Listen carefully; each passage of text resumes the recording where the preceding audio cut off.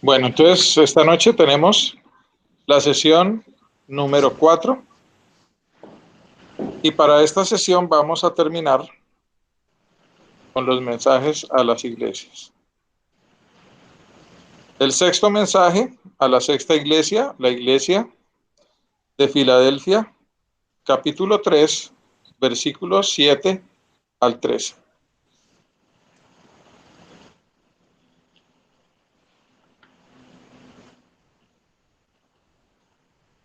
Escriba al ángel de la iglesia de Filadelfia. Esto dice el santo, el verdadero, el que tiene la llave de David, el que abre y nadie puede cerrar, el que cierra y nadie puede abrir. Conozco tus obras. Mira que delante de ti he dejado abierta una puerta que nadie puede cerrar.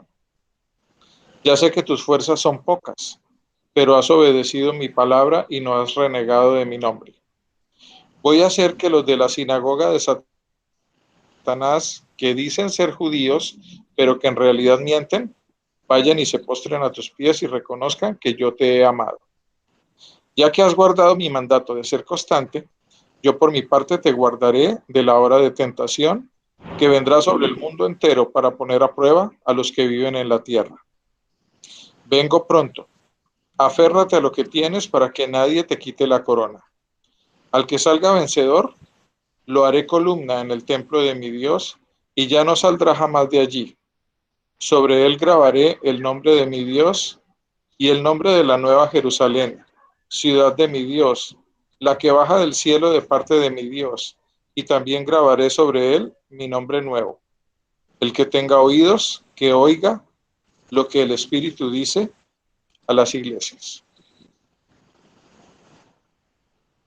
Entonces, Jesús, el que abre y cierra puertas. Esta es la imagen con la que empieza este mensaje. Uno de los 7 yo soy que aparecen en el Evangelio de Juan es yo soy la puerta. ¿Qué hace una puerta? Pues obviamente Jesús no es una lámina de madera montada sobre unas bisagras y que tiene adosada una chapa. Desde luego se está utilizando un lenguaje figurado. En el Evangelio de Juan, Jesús dice, yo soy la puerta de las ovejas. ¿Qué hace una puerta? Pues una puerta lo que hace es regular los que pueden entrar y los que pueden salir de un lugar. Eso es en primer lugar. Estaba hablando de que Jesús es el único que decide quién puede tener acceso al reino de los cielos. Pero por otro lado, hay una segunda idea que está asociada a esta declaración de Jesús. Yo soy el que abre y cierra puertas. Y se refiere a las oportunidades. Jesús le dice aquí a esta iglesia que Él pone una puerta abierta delante de ella. Es decir, el Señor le está abriendo una puerta. Y también dice que Él es la llave de David. Pues vamos a seguir. Es curioso, esta iglesia solamente recibe elogio. ¿Cuál es el elogio? Has guardado mi mandato de ser constante.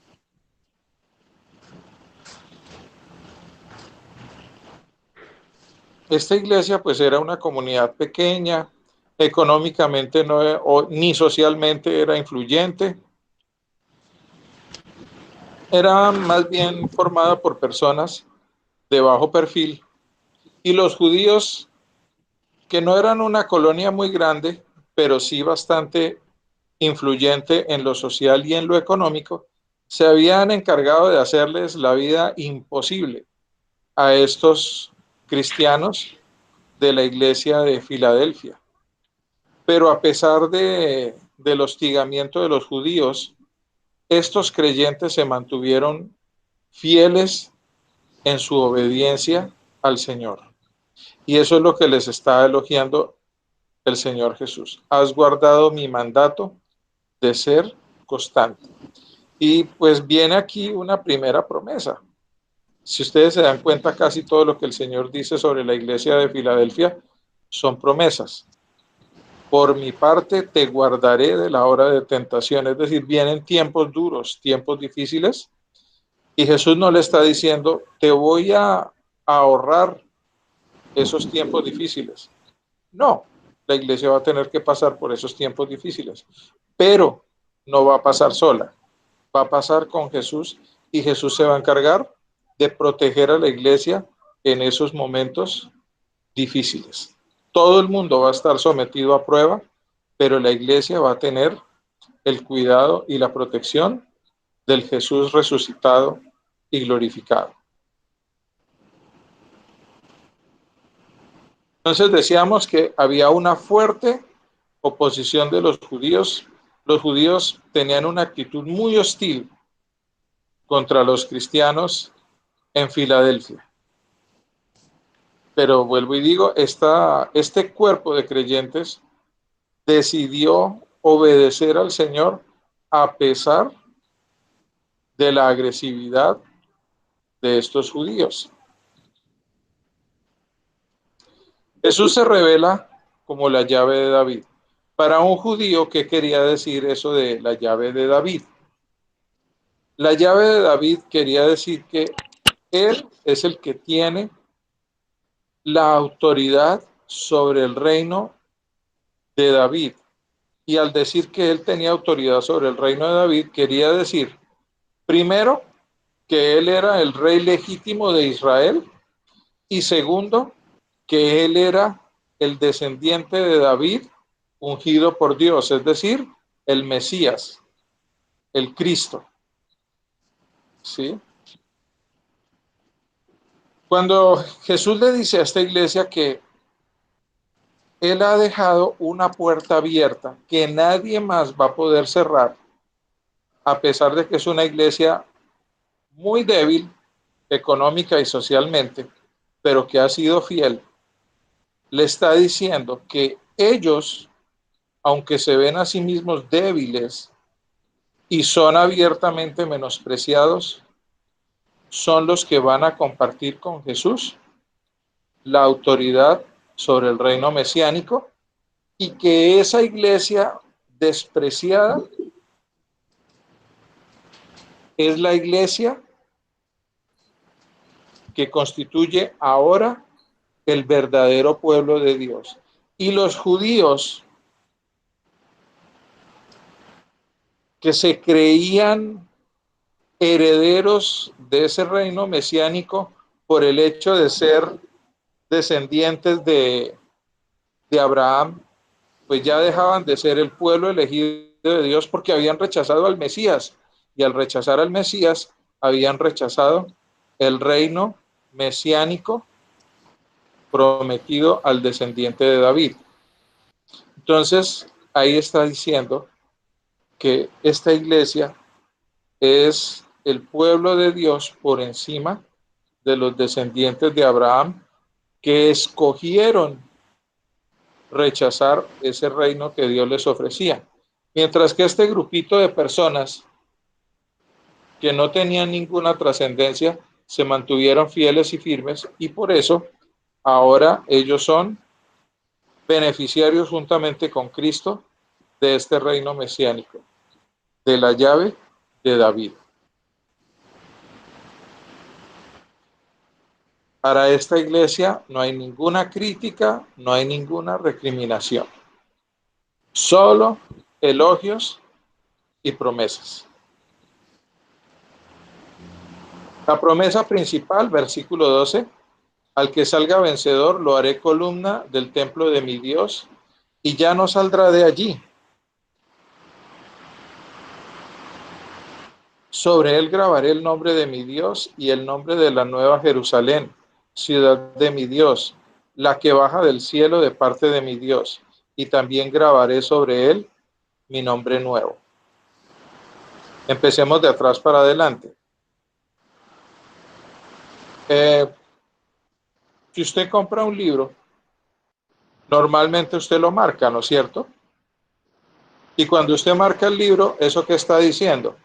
Que ese libro es de su propiedad, ese libro le pertenece solamente a usted. El hecho de que Jesús grabe sobre nosotros su nombre quiere decir que nuestras vidas le pertenecen única y exclusivamente a Él. Y dice que vamos a ser columna en el templo de mi Dios. Recordemos que la enseñanza de Pablo en Primera de Corintios es que la iglesia no es un edificio de piedra, ladrillo y cemento. La iglesia es un conjunto de personas. Y cuando yo decido obedecer pacientemente a Dios, a pesar de las circunstancias adversas, yo no solamente voy a ser un ladrillito, voy a ser una columna. Esa fe sostiene el edificio del templo de Dios. Nosotros nos vemos débiles, pero desde el punto de vista de Jesús, vamos a terminar siendo columnas de ese gran edificio vivo del templo del Dios vivo.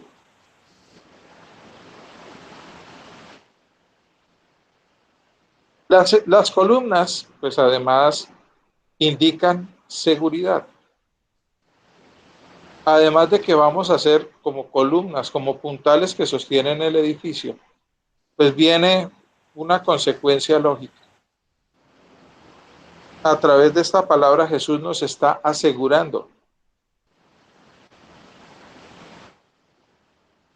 la herencia de ese nuevo reino. Nosotros vamos a heredar, vamos a beneficiarnos, vamos a ser parte de ese nuevo reino de Dios. Y la última carta, el último mensaje es a la iglesia de la Odisea.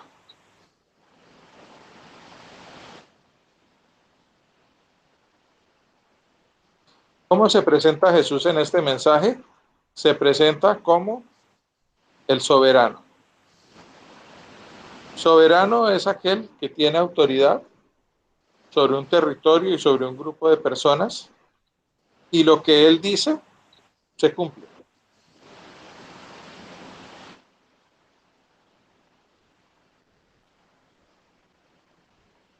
Si alguien nos quisiera leer, por favor, la porción del 14 al 22.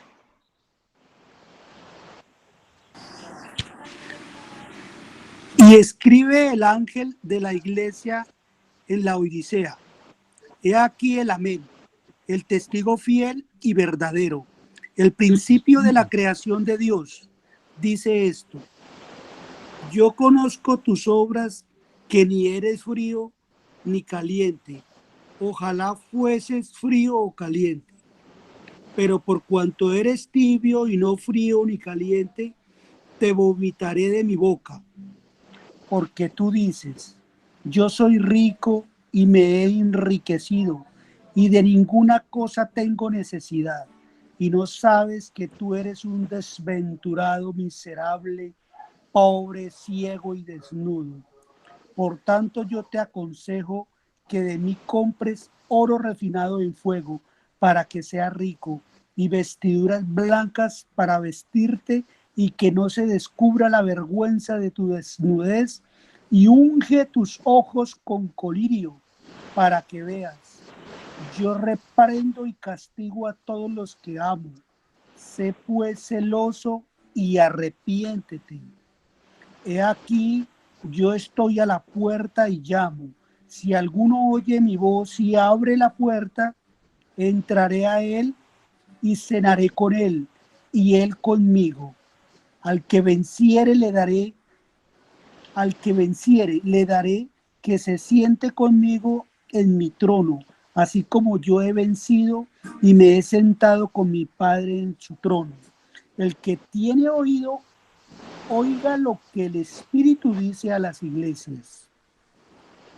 Bueno, entonces, así como la iglesia de Filadelfia no recibió ninguna crítica, ningún reproche de parte del Señor, vemos que la iglesia de la Odisea no recibe ningún elogio, solamente recibe críticas, recibe reproches de parte del Señor.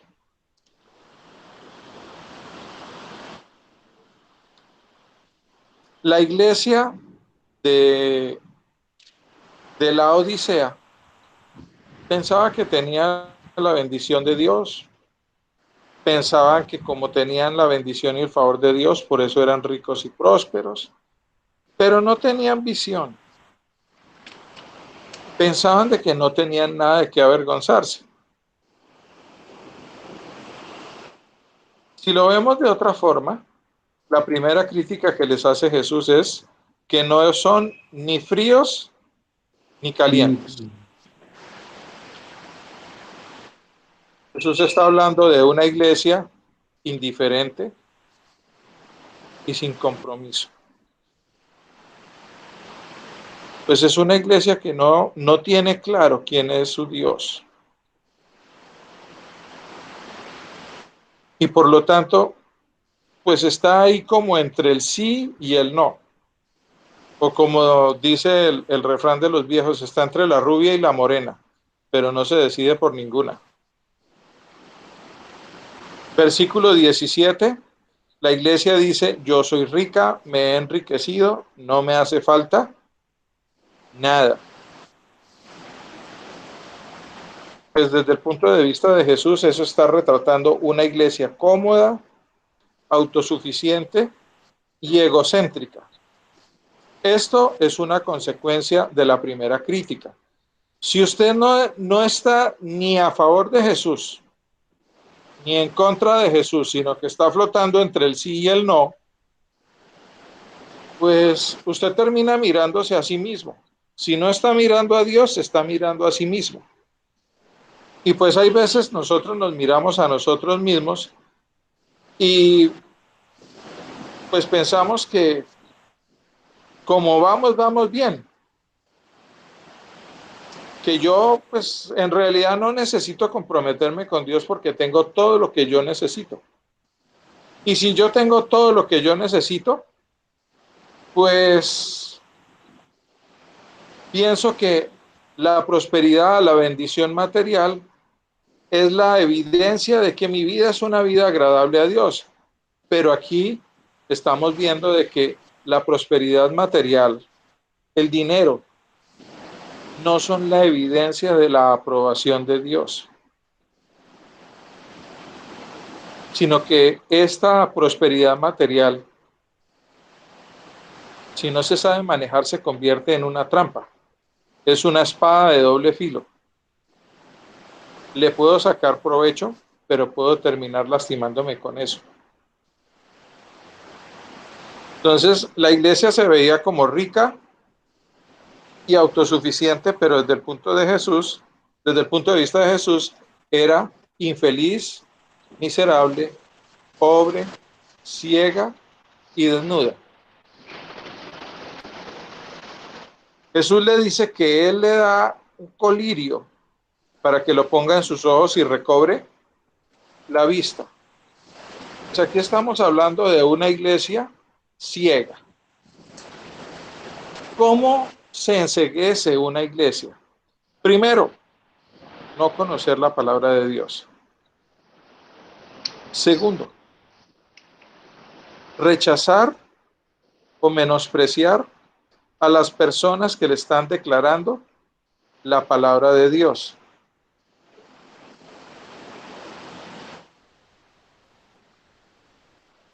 Tercero, centrar su vida en su propio beneficio y comodidad. Y como solamente ve eso, pues automáticamente deja de ver todo lo demás que hay alrededor suyo. Pero sobre todo, deja de ver a Dios. Y mire, si nosotros no nos autoevaluamos, va a venir juicio. Nosotros tenemos que autojuzgarnos. ¿Cómo nos juzgamos nosotros? A nosotros mismos. Por la Escritura. El apóstol Pablo también en Corintios enseña que la Biblia es como un espejo en el que nosotros nos miramos. La Biblia nos dice si estamos lagañosos, si estamos despeinados, si toca irse a lavar la cara, si toca arreglarse el cabello, si toca arreglarse el vestido. La Biblia no lo dice para condenarnos, nos dice es para que hagamos las cosas necesarias para arreglar lo que ella nos está mostrando. Y pues recuerden que la Biblia es la palabra de Dios, es decir, el poder y el espíritu de Jesucristo que se liberan en mi vida. Entonces, cuando yo me veo reflejado en las Escrituras, el Espíritu me da a mí la gracia, la fortaleza, el valor y la sabiduría para tomar los correctivos que tengo que tomar a la luz de lo que Dios me está mostrando en su palabra en relación con mi vida. Ese es el autojuicio. Entonces, yo no puedo sentarme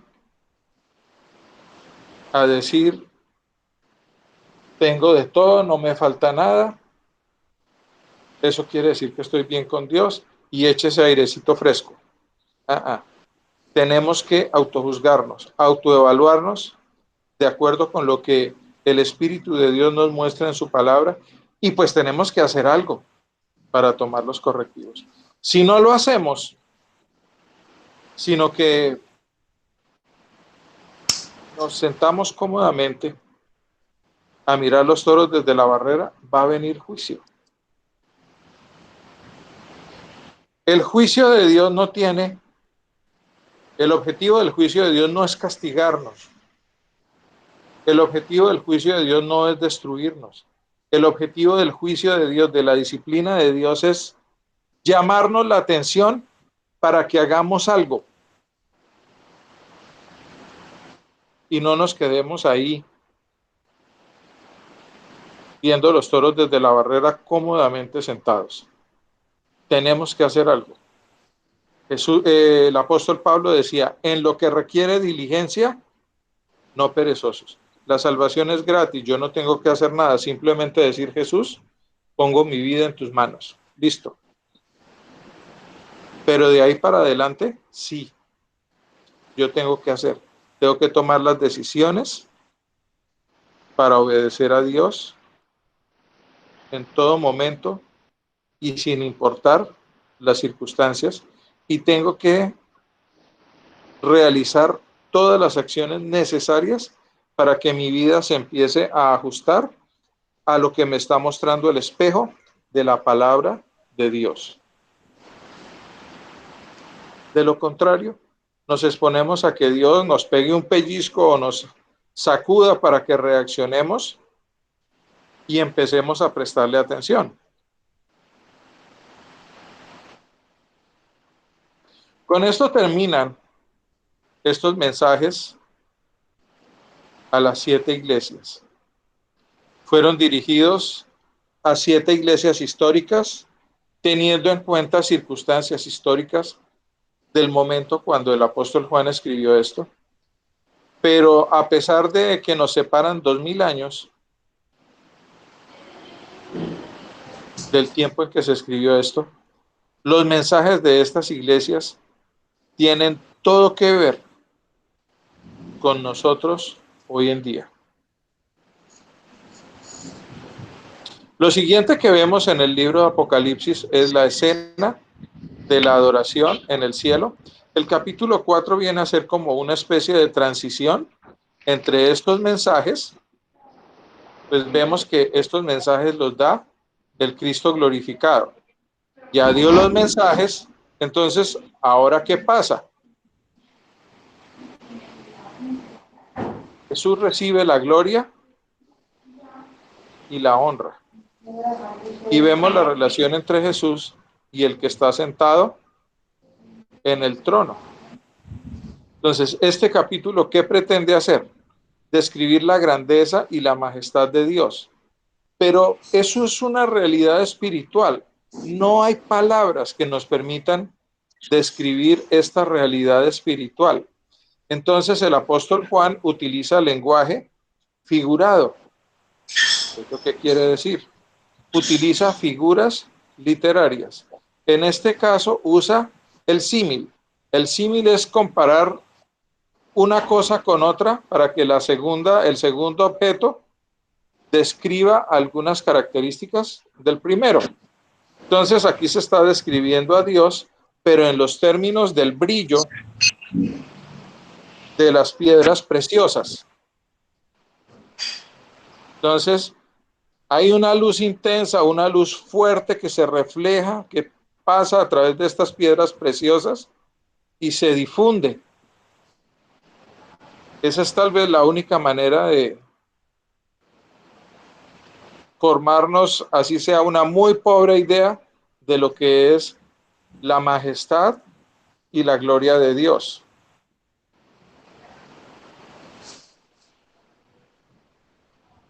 Y lo otro que vemos aquí es que Dios está sentado en su trono, rodeado de toda su gloria, y desde ahí Él se encarga de manejar todo lo que pasa en el universo.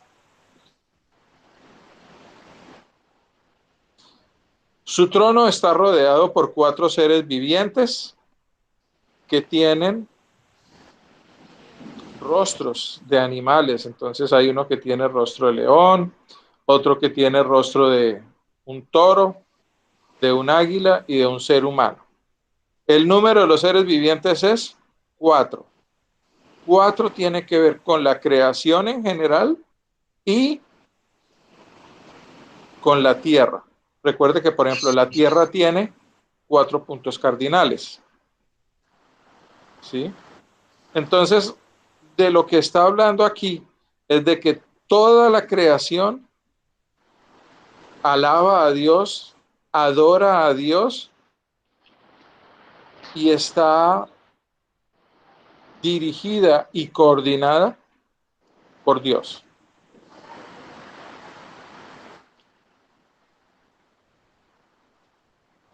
Algunas personas dicen que el hecho de que el apóstol Juan haya sido llevado de la tierra al cielo para ver estas cosas es una mención del rapto de la iglesia antes de la tribulación. Pero cuando uno mira el contexto no está hablando del rapto, ni está hablando de la iglesia. El personaje central y el contexto es Dios, la gloria de Dios y el poder y soberanía de Dios. Entonces, hablar de rapto aquí es forzar el contexto. Es decir, yo quiero imponer mi idea a pesar de lo que me dice el contexto del texto. ¿Sí? Y coloquialmente se dice que un texto fuera de contexto es un pretexto. Entonces, pues si usted quiere tener la idea del rapto antes de la tribulación, téngalo, pero no le tuerza el brazo a la Biblia para sustentarlo.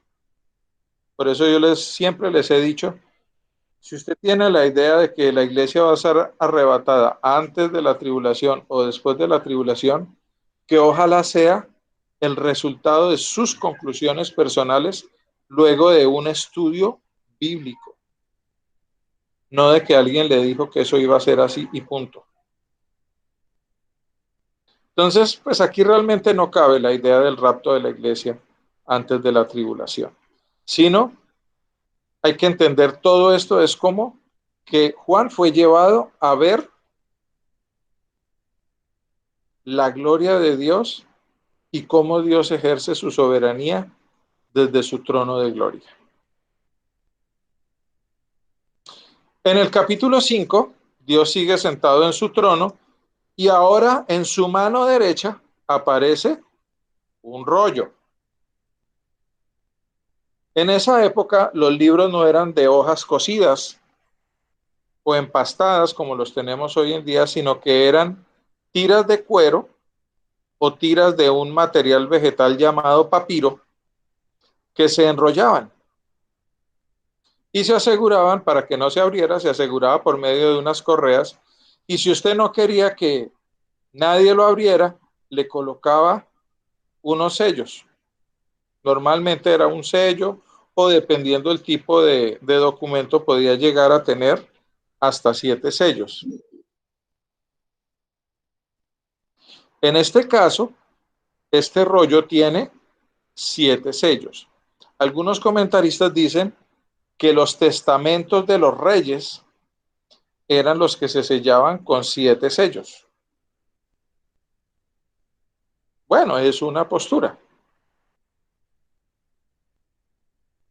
¿Alguien nos puede leer, por favor, los primeros 5 versículos del capítulo 5? En voz así bien alta y fuerte como de trompeta. Y vi en la mano derecha del que estaba sentado en el trono un libro escrito por dentro y por fuera, sellado con 7 sellos. Y vi a un ángel fuerte que pregonaba a gran voz: ¿quién es digno de abrir el libro y de desatar sus sellos? Y ninguno, ni en el cielo, ni en la tierra, ni debajo de la tierra, podía abrir el libro, ni aún mirarlo. Y lloraba yo mucho, porque no se había hallado a ningún digno, perdón, y lloraba yo mucho, porque no se había hallado a ninguno digno de abrir el libro, ni de leerlo, ni de mirarlo. Y uno de los ancianos me dijo: no llores, he aquí que el león de la tribu de Judá, la raíz de David, ha vencido para abrir el libro y desatar sus 7 sellos. Amén. Gracias. Amén. Entonces, con estos versículos empieza el capítulo 5. Seguimos en el cielo, seguimos en el salón del trono de Dios, pero fíjense que ahora la atención pasa de Dios al rollo que él tiene en su mano derecha. ¿Qué contiene ese rollo? Esa sería como la pregunta del millón, ¿no es cierto? Como vamos a ver, el rollo tiene el resto del contenido del libro de Apocalipsis. Y para ponerlo en pocas palabras, el rollo habla del plan redentor de Dios para resolver la historia de la humanidad. Y es al mismo tiempo el testamento por medio del cual Dios nos deja como herencia esa gloria de Dios que hemos visto, el derecho a disfrutar por toda la eternidad de esa gloria. Nótese una cosa, el rollo está en la mano derecha de Dios. La mano derecha normalmente es la mano más fuerte, la mano más diestra. ¿Eso qué quiere decir? Que todo el plan, que toda la historia de la humanidad, que toda nuestra herencia y nuestro destino están en las manos de Dios. Dios tiene el control. Nada de lo que pasa en la historia humana, nada de lo que sucede en mi vida va a tomar a Dios por sorpresa. Fíjese que es una idea que se repite. Y si es una idea que se repite, quiere decir que es una idea importante y que hay que empezar a prestarle mucha atención. Hay veces nos pasan cosas y pensamos, pero ¿dónde estabas Dios cuando tal cosa? ¿Dónde estabas Dios cuando me quedé sin trabajo? ¿Dónde estabas Dios cuando se murió fulanito o peranita? ¿Dónde estabas Dios cuando tal cosa? No, todo está en las manos de Dios. Dios es bueno. La voluntad de Dios, como dice el apóstol Pablo, es buena, agradable y perfecta. Como dice el profeta Isaías, porque yo sé los pensamientos que tengo acerca de ustedes, pensamientos de bien y no de mal, para darles la finalidad que ustedes esperan. Nosotros pensamos que los bienes materiales, el dinero, el poder, son los que van a satisfacer nuestra vida, pero el único que sabe lo que realmente satisface nuestra vida es Dios. Y hay veces cuando Dios está llevándonos a ese punto de satisfacción, pasan cosas duras, cosas difíciles, y nosotros, en vez de entender que lo que está haciendo Dios tiene un propósito bueno para nuestras vidas, empezamos es a recriminarle y a echarle la culpa. ¿Sí? El Señor se encarga de que todas las cosas nos ayuden a salir bien. No es que no vayan a ocurrir cosas difíciles, cosas duras, cosas tristes. Van a ocurrir. Eso es inevitable. Vivimos en un mundo caído, contaminado por el pecado. Pero recuerden lo que le decía el Cristo glorificado a la iglesia de Filadelfia, que él iba a pasar con ellos por todo lo que iba a venir.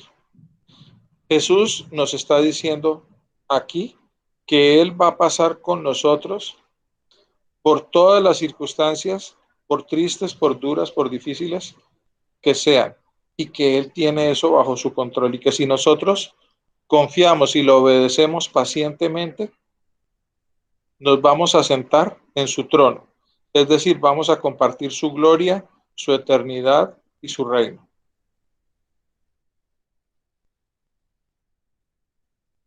Entonces vemos aquí que ese rollo nadie era capaz de abrirlo. La palabra griega es medeis, literalmente quiere decir nadie o ninguno. Pero esta palabra se usa cuando se quiere dar la idea de prohibición absoluta. Entonces, si se le fuera a dar una traducción literal, sería que no hubo absolutamente nadie, no hubo absolutamente ninguno que tuviera la autoridad, la capacidad para abrir el rollo, para leerlo y para entenderlo. Esa es la idea que se quiere dar en el versículo 3. Pero a Dios gracias está el versículo 5. Deja de llorar, ya que el león de la tribu de Judá, la raíz de David, ha vencido. Él sí puede abrir el rollo y sus 7 sellos. ¿Por qué? Porque Jesús obedeció al Padre. Segundo, cuando murió en la cruz, derrotó a Satanás, derrotó al pecado y derrotó a la muerte. Y con base en esta victoria de la cruz y por su paciencia, su obediencia paciente a Dios, ganó el título de Señor, recuperó su soberanía y es digno de que nosotros confiemos el destino de nuestras vidas en sus manos. Eso es lo que está hablando, que Jesús es digno de abrir el rollo. Entonces, él obedeció pacientemente a Dios y fue a la muerte en la cruz. Pasó por algo que él no conocía, que era la separación de su padre, por cuanto sobre él se cargó todo el pecado del mundo. Todos los pecados del mundo, pasados, presentes y futuros, fueron cargados sobre Jesús y eso lo separó del Padre. Pero fíjense que aunque murió, Satanás no hizo que él le obedeciera. El pecado no lo desvió de su camino y la muerte no lo pudo mantener en la tumba. Por lo tanto, él derrotó a nuestros tres enemigos, Satanás, el pecado y la muerte. Si él derrotó a nuestros grandes enemigos, pues yo puedo confiar plenamente mi vida en sus manos.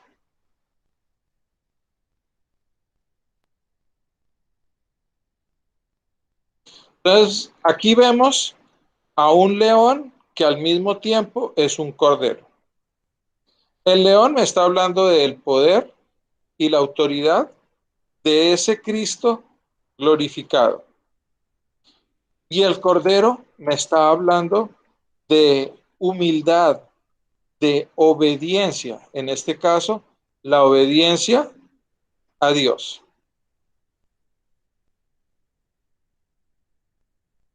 Miren, Jesús es el único que nos puede salvar, el único que nos puede ayudar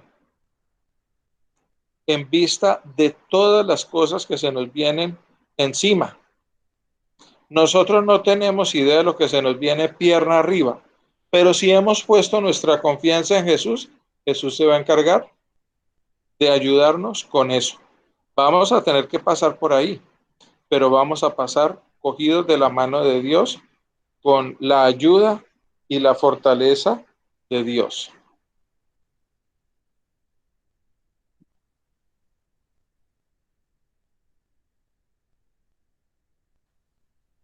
Bueno, entonces dice que ahora se enfoca en el cordero y este es un cordero bien raro porque dice que tiene 7 cuernos.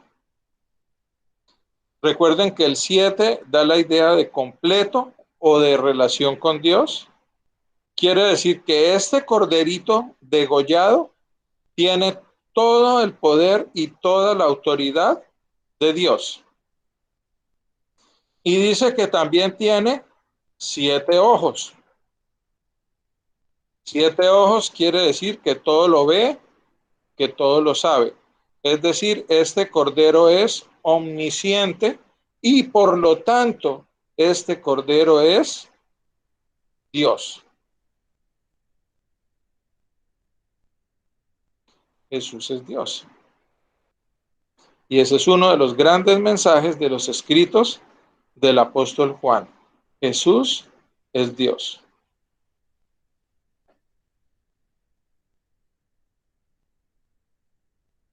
Bueno, y entonces, ¿usted qué va a hacer cuando entienda quién es Jesús? ¿Alguien podría, por favor, leer con voz de trompeta los versículos 8 y 9?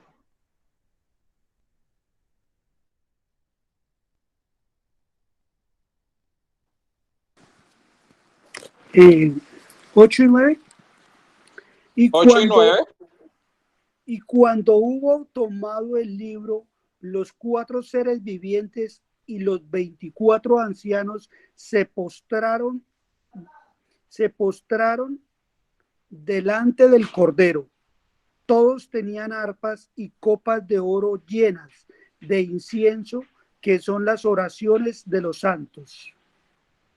Y cantaban un nuevo cántico, diciendo: digno eres de tomar el libro y de abrir sus sellos, porque tú fuiste inmolado y con tu sangre nos has redimido para Dios, de todo linaje y lengua y pueblo y nación. Amén.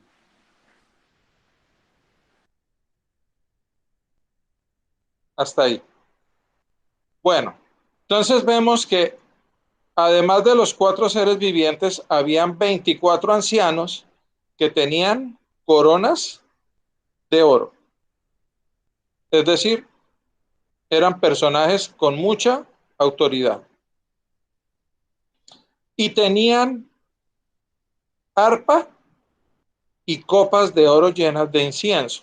¿Eso de qué nos está hablando? Bueno, aquí el mismo texto nos dice qué quiere decir copas llenas de incienso. Las oraciones del pueblo de Dios. Cuando usted ora con base en las escrituras, esa oración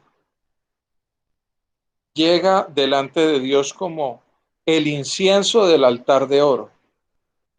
Y resulta que estos 24 ancianos, que son ángeles de muy alto rango,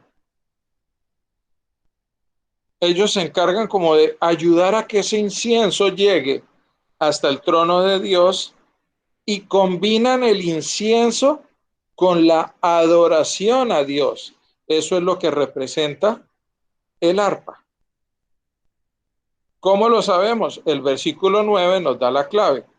Y entonaban este nuevo cántico.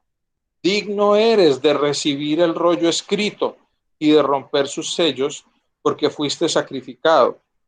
Y con tu sangre compraste para Dios gente de toda raza, lengua, pueblo y nación. Los 24 ancianos en este canto de alabanza, en este canto de adoración, ¿a qué se refieren? A las obras de Dios. La adoración tiene que estar, o debería, una adoración bíblica, debería estar enfocada en Dios y en lo que Dios hace a nuestro favor o en lo que Dios promete hacer a nuestro favor. Nosotros oramos con las promesas de las Escrituras, oramos con las verdades de las Escrituras, adoramos a Dios con lo que las Escrituras nos enseñan acerca de Él. En estos últimos meses, más de un cantante cristiano ha terminado convirtiéndose en un escándalo, sobre todo porque han, como se dice popularmente, ha salido del closet y ha declarado que es homosexual. Hoy en día vemos muchas canciones bonitas, pero hablan de la experiencia personal del compositor con Dios.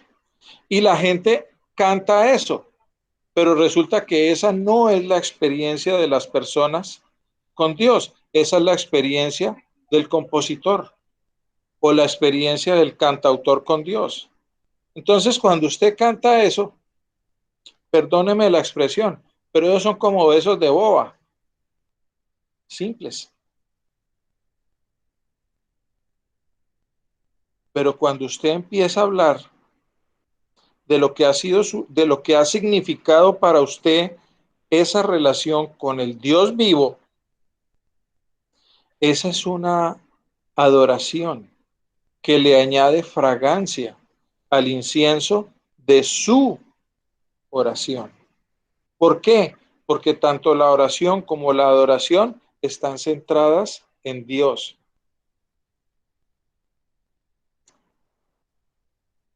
Yo recuerdo que los primeros maestros que yo tuve, empezando por Juanito, Daniel Larson, Julita Aristizal, ellos siempre le decían a uno, usted no ora el problema,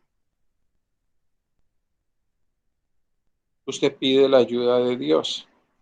Usted no ora el problema, usted ora la promesa de Dios.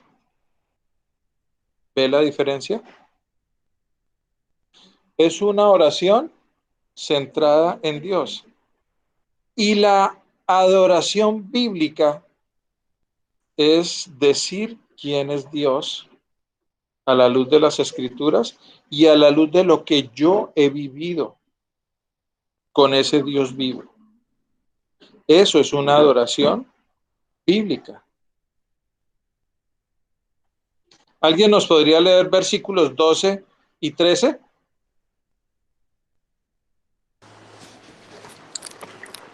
Que decían a gran... Siga. Gracias. Cantaban con todas sus fuerzas, Digno es el Cordero que ha sido sacrificado, de recibir el poder, la riqueza y la sabiduría, la fortaleza y la honra, la gloria y la alabanza. Y oía cuanta criatura hay en el cielo y en la tierra, y debajo de la tierra y en el mar, a todos en la creación que cantaban, al que está sentado en el trono y al Cordero, sean la alabanza y la honra, la gloria y el poder por los siglos de los siglos. Amén. Amén. Sigue la adoración. Entonces dice que los 24 ancianos, los 4 seres vivientes y todo lo que hay en los cielos, en la tierra y debajo de la tierra. Es decir, todo ser vivo de cualquier naturaleza, todos alaban y adoran a Dios. Nuevamente, ¿cuál es el centro de la adoración? En el versículo 12 es la obra Jesús. del Cordero Jesús. y en el versículo 13 la posición del Cordero. Pero el centro siempre es el Cordero. El yo no aparece por ningún lado. Yo pienso es que tú tal cosa, para mí, no, eso no aparece. Siempre es Dios, el Señor, el Cordero, el Cristo, Jesús. Nuestra adoración debe ser teocéntrica, debe ser cristocéntrica. Debe enfocarse en la persona de Dios, en la persona de Jesús, en los hechos de Dios, en las acciones de Jesús, en su poder, en lo que Él va a hacer en la historia, en lo que Él promete hacer en mi vida. El resto es poesía. Son palabras que se lleva el viento. Pero cuando su oración y su adoración son teocéntricas, cristocéntricas, bibliocéntricas, acuérdese que la palabra de Jesús es espíritu y es vida.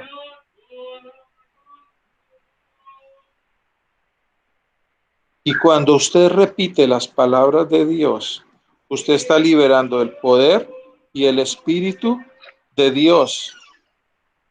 Y entonces lo que sale de su boca llega a ese salón del trono como un incienso con un olor delicioso. Entonces, si usted entiende verdaderamente quién es Jesús en su vida, ¿qué va a hacer? ¿Qué va a hacer? Yo les dejo la respuesta a cada uno. Respóndanle ustedes eso al Señor Jesús. Cuando usted entienda quién es ese Jesús en el que usted está poniendo su confianza y su vida, ¿qué va a hacer con él? ¿Qué va a hacer con ese encuentro, con esa relación, con esa verdad?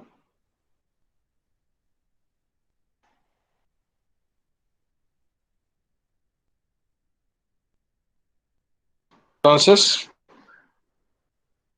por esta noche, vamos a dejar ahí el estudio. ¿Cuál es la idea? Que nosotros no somos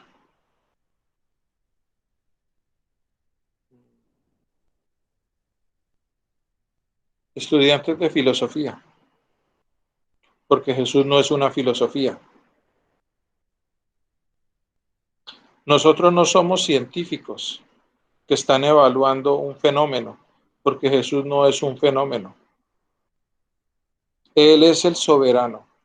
Él es el único que puede tomar en sus manos el control de la historia de la humanidad en general y el único que puede tomar en su mano el control de mi vida en particular. Y que si yo voy a orar o voy a hablar a Dios, el centro de mi oración y el centro de mi adoración siempre debe ser Dios.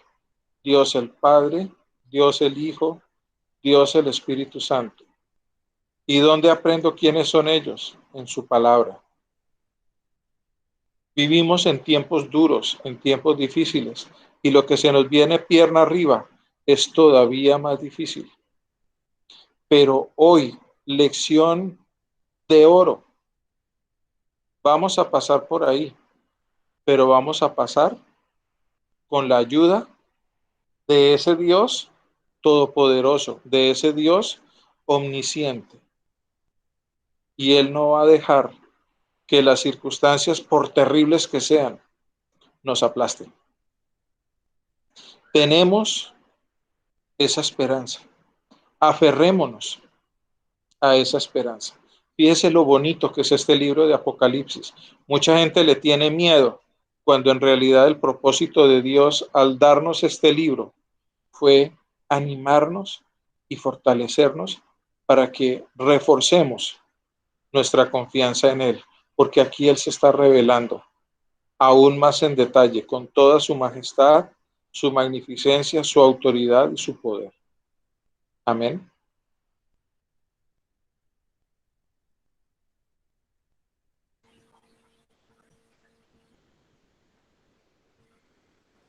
Amén. Si lo desean, pues, si hay preguntas.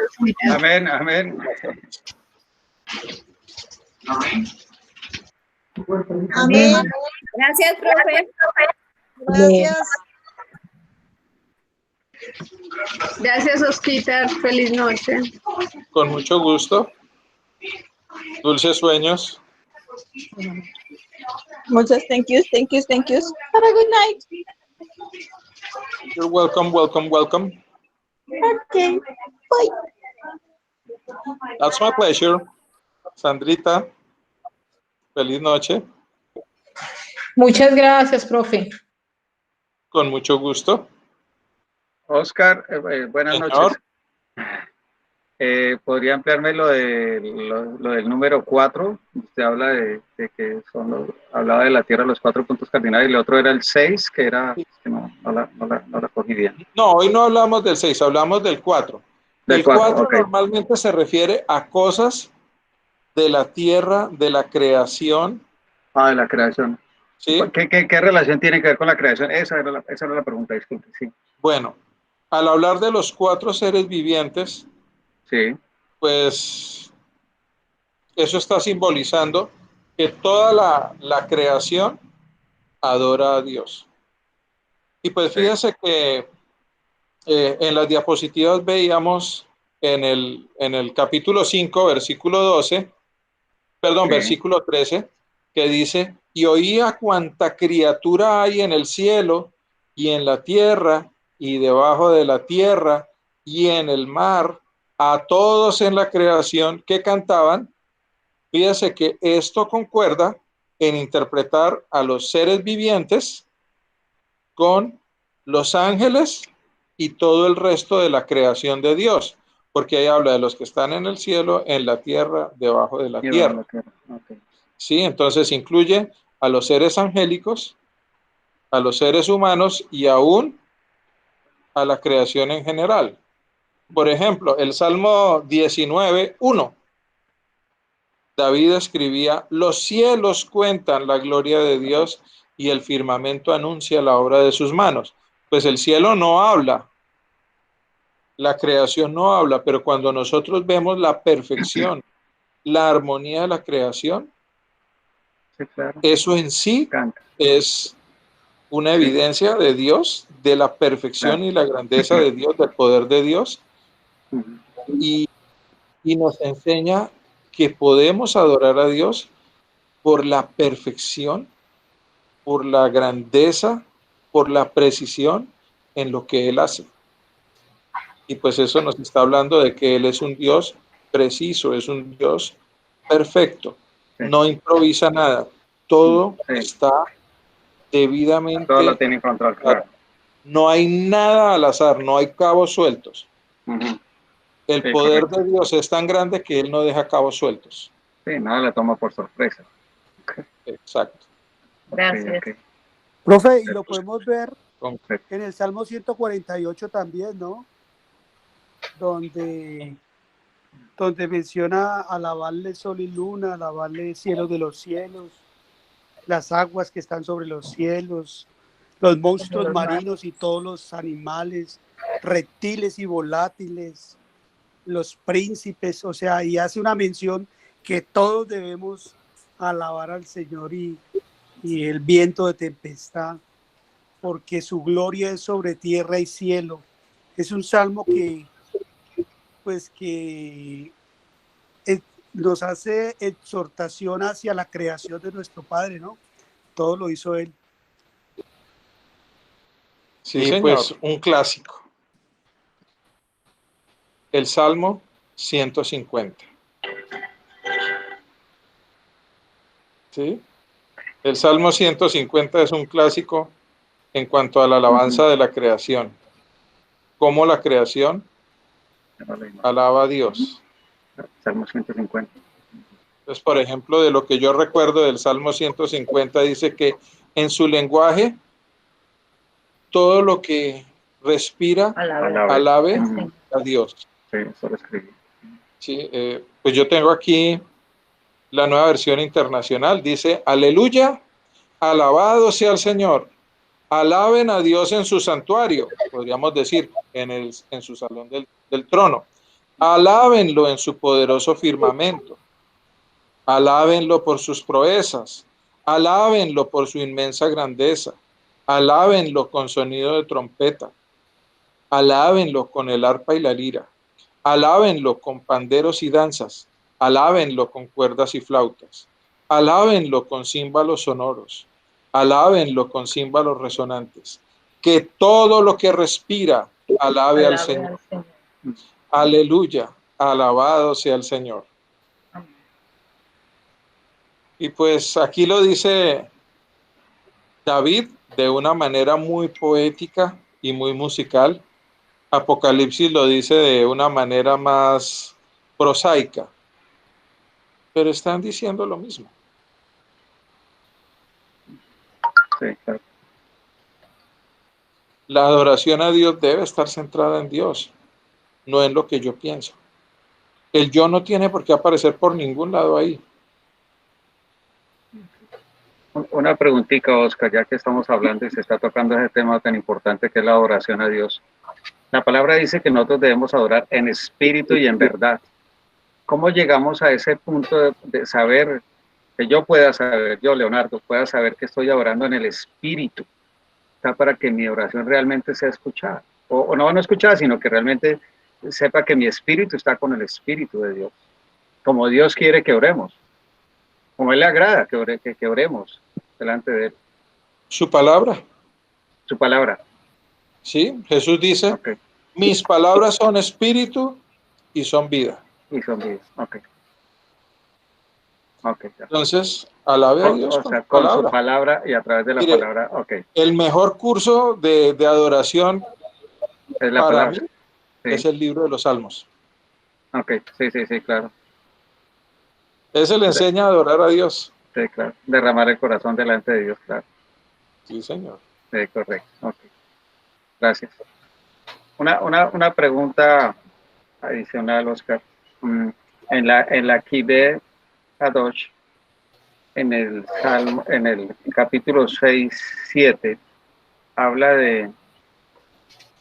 en el 6:3 dice que mi aliento no permanecerá en el hombre para siempre, ya que él no es más que carne, y que se le concedan solo 120 jubileos, no 120 años, sino 120 jubileos.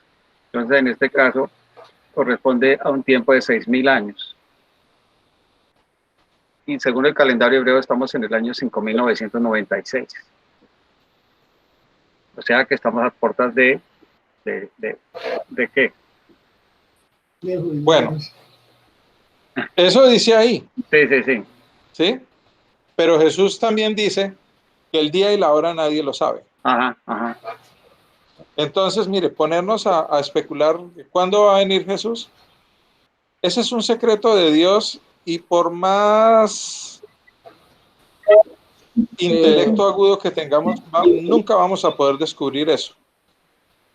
La palabra de Ok. Dios no tiene como, su objetivo no es decirnos cuándo va a venir Jesús, sino darnos como una orientación en el tiempo, pero lo verdaderamente importante es que cuando Jesús venga, yo esté haciendo lo que Él espera Lo que él espera que que yo yo haga, haga. claro, Eso es lo importante. correcto. Entonces, que viene Sí, sí, mañana, que correcto. viene en 5.000 años más, o que viene antes de la tribulación, o después de la tribulación, o después del milenio, Ujú. eso es lo de menos. El punto es que cuando llegue, yo esté haciendo lo que Él me dijo que hiciera. Adorarlo en espíritu y en verdad. Sí, eso es. Ok. Perfecto, Oscar. Muchas gracias, Oscar. Muy amable. Que descanses. Con gusto. Feliz Gracias, noche. profe. Mil gracias. Una feliz Ari, noche, feliz Oscar. noche. Profe, muy amable. Saludos muy especiales para Otto. Está todo Con gusto, tímido. profe. No, él se hace detrás de la cámara siempre. Ah, pero le digo, está tímido. Sí. Que la otra opción era que fuera temido. Buenas noches a todos. Bendiciones para todos. Feliz Que Dios noche. bendiga Descansen. la Estés enseñanza. muy bien, gracias. Linda noche para todos. Que descansen. Buenas noches. Que el Señor los guarde. Y que el Señor permita que nos podamos ver. Es probable que de hoy en 8 no pueda estar con ustedes porque me invitaron a un webinar, no sobre Apocalipsis, sobre hermenéutica. Son 3 noches, una enseñanza sobre hermenéutica bíblica. Entonces yo les confirmo, pero yo creo que de hoy en 8 no alcanzo a estar. Yo de todos modos, como les decía, les voy a confirmar. ¿Listo? Ok, profe. Profe, Oscar, ¿será que yo le puedo hacer una pregunta? Claro. Es que, bueno, sé que no se trató así como tan puntualmente o tan específicamente en el capítulo, pero Señor. pues se habla de, o sea, Jesús es Dios, ¿sí? Y el Espíritu Sí. Santo es Dios. Para mí no es muy claro el tema de la Trinidad. Sí, por favor, me lo explica un poquito, qué pena. Sé que no es como el tema especial, pero como esa, pues, son 3 en 1, pero para mí es un poco difícil entender. No sé si me puede ayudar, gracias. Bueno, contestar esa pregunta en 3 minutos es bien complicado. Pero bueno, Gracias, no, lo que pueda, está bien. alguien alguna vez propuso una definición. El día que usted entienda que 1 más 1 más 1 es igual a 1, ese día usted va a entender la Trinidad. ¿Sí? Ahora, la Biblia dice que Dios es uno y que Dios es espíritu. Es decir, el ser de Dios va más allá de lo que nosotros percibimos en el universo físico. Y de hecho, nosotros no podemos representar a Dios con nada del universo físico porque no hay nada que se le parezca. Él es una realidad espiritual. Y cuando esa realidad espiritual interactúa con nosotros en nuestro mundo físico, pues, a ver, es como si nosotros percibiéramos 3 personas diferentes y entonces nuestra mente tiende a separarlas, ¿sí? Sí, ajá. ¿Sí me está Pero después siguiendo no la se... idea? Nuestra Sí, mente señor. tiende a separarlas, pero en realidad él es uno solo. Yo no sé, ¿tú viste esta película La Cabaña Mm, hace unos Sí, es sobre años? un conflicto Sí. de matrimonio que... No. La Cabaña es la historia de un hombre que perdió a su hija y estaba culpando a Dios y pues estaba consumiendo su vida y tuvo un accidente y mientras él estaba en coma, tuvo un encuentro con Dios para sanar esa herida que dejó la muerte de su hija. Sí, y ahí aparece, por ejemplo, Jesús como un muchacho, un hombre joven, judío, carpintero. Sí, el Espíritu Santo aparece como una chica asiática y el Padre aparece como una señora negra. Ah, ¿Sí? creo que sí. El caso es que una vez pues estaban discutiendo Mackenzie con el padre y pues Mackenzie empezó a hacerle recriminaciones al padre, ¿sí? Y pues el padre le dijo, Sí. tú estás hablando porque no tienes ni idea de lo que yo he hecho por ti. Y entonces Mackenzie le jaló el brazo y cuando le jaló el brazo, él vio en la muñeca de ese brazo la cicatriz de los clavos de Cristo, ¿sí? Entonces nosotros pensamos, a Mackenzie Jesús era lo la señora crucificaron, el mexicana. Padre no puede tener las cicatrices de los clavos, porque para nuestra mente Jesús es una cosa y el Padre es otra, y si a este le pasó algo, pues al otro no le pasó nada, pero ellos sí son uno, Sí, ¿sí? Ellos sí son uno, pero nosotros los vemos como tres. independientes, sí. Como con el mismo objetivo, pero personas ¿Sí? diferentes. A veces uno Ahora, siente como si fuera una la empresa, Biblia, pero por cada ejemplo, uno como con su... la Biblia describe a los demonios como seres de tinieblas. Pero muchas veces cuando un demonio se le presenta a una persona, no se le presenta como un ser de tinieblas, sino como un ángel de luz. Los seres espirituales pueden interactuar con nuestro universo físico muchísimo más libremente de lo que lo hacemos nosotros. Y lo que nosotros vemos es la interacción de ellos con nuestro mundo. Lo interpretamos en nuestros términos, pero no es la realidad absoluta. Sí, entonces, la única forma de entender el concepto de Trinidad es cuando estemos en el mundo de Dios y lo veamos tal como Él es. No lo vamos a ver a través del filtro del espacio, el tiempo, la materia y la energía, porque esas categorías son las que hacen que nosotros separemos a Dios, pero en realidad es uno solo. Sí, sí, creí que era la única que tenía como esa idea o esa confusión. Bueno, como tratar de unirlos y la explicación que me dice sobre uno más uno igual a uno, que, pues me parece un poco clara, digamos, un poco menos confusa, Bueno, porque es tratar como de entender una unidad dividida. bueno, yo a ver si puedo escribir algo un poquito más sencillo y más coherente. Y si lo puedo escribir, te lo envío. Muchísimas gracias, profe, No, señora, con el mayor por la gusto. explicación. Qué pena salirme del tema. Tranquila, no se Gracias. preocupe.